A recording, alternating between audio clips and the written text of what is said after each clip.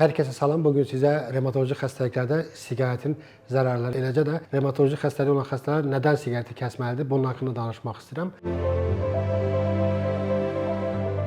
Tütün məhsulları ümumiyyətlə nikotin və içərisində olan digər toksin məhsullar revmatoloji xəstəliklərin istər yaranmasında, istərsə də pis senaryoda davam etməsində, eyni zamanda xəstəliyin ağırlaşmasına çox ciddi təsir göstərir. Başda revmatoid artrit, ankilozal spondilit olmaq üzrə bu xəstələrin yaranmasında çox ciddi təsir göstərir. Eləcə də damarlarda ciddi spazma səbəb olmaqla istər xəstəliyin ağır senaryosunda, həm də dərmanların təsirinin azalmasına da təsir göstərir. Siqaret çəkən revmatoloji xəstələrdə infarkt, insult riski normal insanlara görə daha çox olur. Eyni zamanda xəstələrdə ciddi şəkildə sümük ərimə riski də artmış olur.